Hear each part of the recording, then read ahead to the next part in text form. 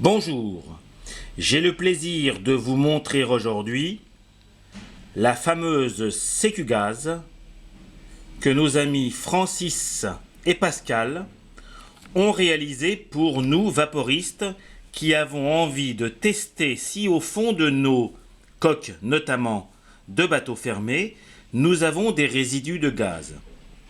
Pour vous expliquer le fonctionnement de cette Sécu-Gaz que vous avez sous les yeux, la Sécu-Gaz, c'est cet élément.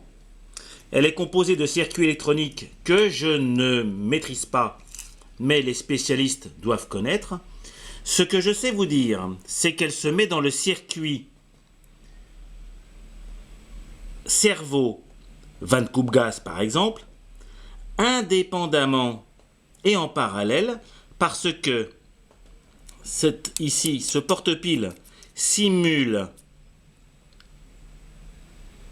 le récepteur qui donne un courant ici, et nous avons la sortie ici cerveau qui permet de faire ce que nous voulons. La Sécu-Gaz, je ne sais pas si vous l'avez remarqué, tout à l'heure il y avait une diode verte et une diode rouge. La diode rouge signalait que le senseur ici était en chauffe. En effet, ce senseur est basé sur une détection ionique. Et pour faire cette détection ionique des gaz, il a besoin de se mettre en chauffe. À partir du moment où il est chaud, la diode rouge s'est éteinte. Pour contrôler si le circuit imprimé fonctionne parfaitement, j'ai deux boutons. Le bouton noir ici présent simule l'anomalie et vous le voyez, allume une lampe. Ici, j'ai une petite LED rouge qui a été branchée sur le circuit. Je peux bien sûr réarmer la Sécu-Gaz avec le bouton rouge qui rééteint. Donc vous le voyez, je contrôle d'abord la qualité du fonctionnement tic et tic de mon circuit. Tout est éteint, tout va bien. Maintenant, j'ai ici un briquet dont je vais souffler la flamme et je vais l'approcher du senseur qui est ici. Le senseur est maintenant prêt à l'emploi puisque tout va bien, tout est éteint. Donc, j'allume sans faire de flamme, j'ai un peu de gaz. Et regardez, j'approche de très peu. Toc! Vous voyez, j'ai à peine eu le temps d'effleurer avec ce petit briquet le senseur qu'il a déjà déclenché mon alerte rouge. Et ici, dans le contexte où nous sommes pour ce test, la petite lampe qui a été branchée sur ce circuit. Très important, maintenant je dois attendre que le senseur perde toute trace de gaz pour pouvoir le réamorcer, parce que tant que, vous voyez, j'appuie sur le bouton, mais tant que voilà, ça y est, c'est bon. J'appuyais sur le petit bouton rouge, mais je ne pouvais pas le réarmer tant que le système, là j'allume, là j'éteins, comme le système avait encore du gaz pas loin, eh ben il ne voulait pas se réarmer. Je vais vous montrer quelque chose d'impressionnant. Je vais me mettre du gaz sur les doigts seulement. Vous voyez, regardez. Alors c'est pas facile, mais voilà, je me mets du gaz sur le doigt. Donc c'est vraiment pas grand chose. Et regardez. Ça a suffi. Le peu de gaz que mon doigt a récupéré a suffi pour déclencher la Sécu-Gaz. Cette Sécu-Gaz est vraiment formidable. Bravo Pascal, bravo Francis.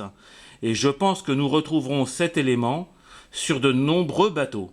Et là, normalement, comme il y avait très peu de gaz, je dois pouvoir très facilement... Vous voyez, il n'y a pas eu de souci.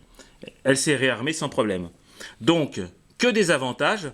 Par la mise en parallèle ici, avec un cerveau habituel, entre guillemets, de Van Coupe Gaz, eh ben, je peux garder la fonction de ma radio. Et en plus, puisque, en fait, ce qui me sert d'arriver à mon cerveau précédemment. Maintenant, on va passer par cette vanne, puis ressortir pour aller jusqu'à mon cerveau de vanne coupe-gaz. Et ben, je peux avoir en parallèle un système qui à la fois m'autorise à faire la coupure manuelle si je le souhaite, et en même temps le faire automatiquement grâce au détecteur qui est ici. Je souhaite préciser que pour des raisons techniques, Pascal a souhaité que le courant ne soit jamais sur des parties mâles. Il paraît qu'en électronique, d'ailleurs même dans nos appartements, les éléments qui apportent le courant sont toujours les parties femelles. C'est pour ça que, vous le voyez ici et ici, nous avons des prises mâles qui ne reçoivent aucun courant.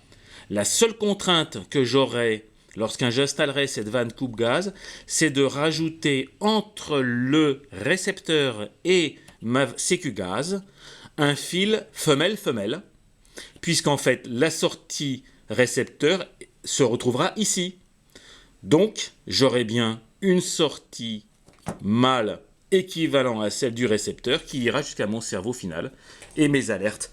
Comme le proposait Pascal, par exemple, monter une petite lampe rouge ou un petit système de sonorisation sur le bateau pour signaler que nous avons un problématique de gaz. Voilà, bah écoutez, je suis vraiment ravi, emballé par ce système. Une dernière précision technique, je vous montre ses dimensions. La vanne coupe-gaz mesure environ 5 cm au carré sur une hauteur de... Allez, 3,5. Brut de fonderie, si on le met dans une petite boîte, peut-être que ça fera 4. Mais en tout cas, vous avez 2 boutons avec le fil, tout est installé. Et même moi qui suis vraiment un manche en électronique, j'ai tout compris. J'ai juste à retenir, puisque tout est écrit RX, ici RX et cerveau, que le bouton noir sert à simuler l'incident et à vérifier que la carte fonctionne bien, et que le bouton rouge est là pour réinitialiser. C'est quand même pas compliqué, et le petit senseur, c'est ça le truc génial, c'est ce petit machin. Voilà, bah écoutez, je vais l'installer. Moi j'ai qu'une chose à dire, hein, c'est formidable. Au revoir les amis.